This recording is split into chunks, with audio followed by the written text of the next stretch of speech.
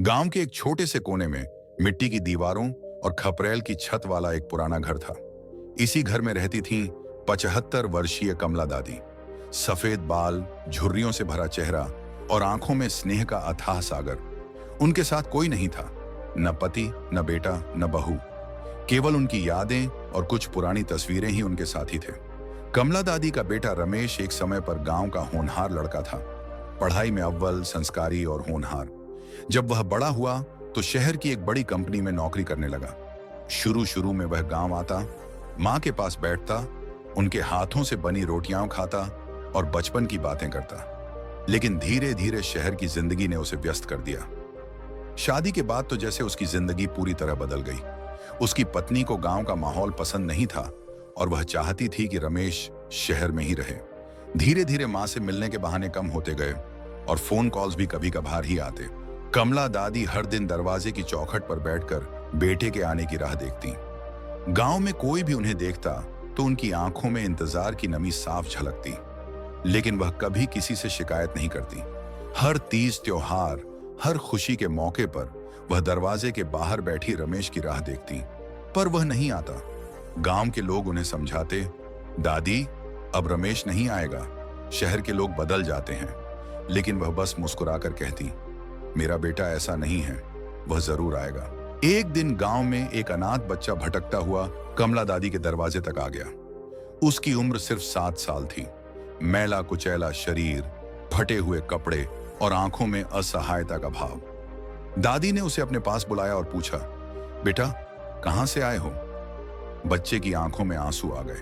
उसने रोते हुए बताया कि उसके माता पिता का एक सड़क दुर्घटना में निधन हो गया और उसके रिश्तेदारों ने उसे घर से निकाल दिया। अब वह इधर उधर भटक रहा था। कमला दादी ने बिना कुछ सोचे समझे उसे अपने घर में रख लिया। गांव वालों ने टोका, दादी इस उम्र में आप इसे कैसे पालेंगी? उन्होंने मुस्कुराते हुए कहा, अगर मेरी कोख से जन्मा बेटा मुझे छोड़ सकता है तो क्या मैं एक बेसहारा को गले नहीं लगा सकती? दादी ने उस बच्चे का नाम सूरज रखा। अब उनका जीवन फिर से रोशन हो गया था। सूरज उनके साथ खेतों में जाता, उनके साथ मंदिर जाता और उनकी कहानियां सुनता। वह उनकी हर छोटी बड़ी बात का ख्याल रखता। सूरज की मासूम हंसी ने घर को फिर से जिंदा दिल बना दिया। दादी का अकेलापन खत्म हो गया।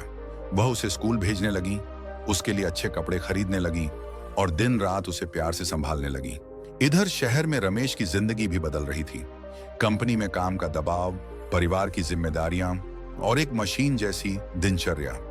एक दिन उसे पता चला कि उसकी कंपनी में छंटनी हो रही है और दुर्भाग्य से वह भी प्रभावित हुआ। नौकरी चली गई और आर्थिक संकट ने उसे घेर लिया। तभी उसे मां की याद आई।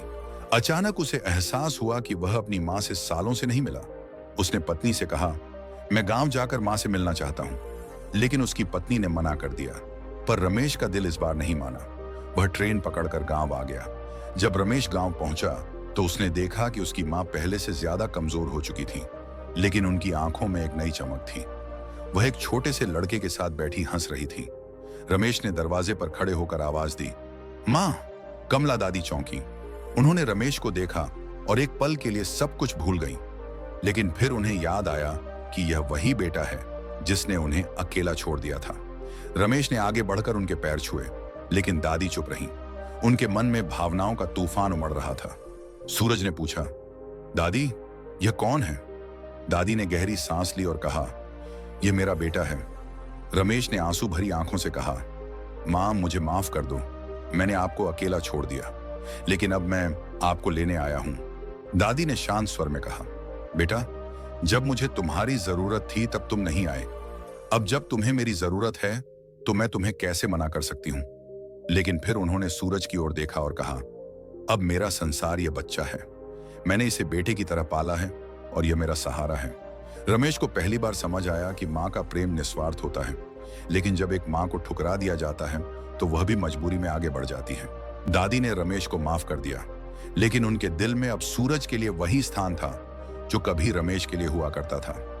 रमेश ने भी सूरज को गले लगा लिया और उसे अपना भाई मान लिया। अब तीनों एक साथ रहने लगे।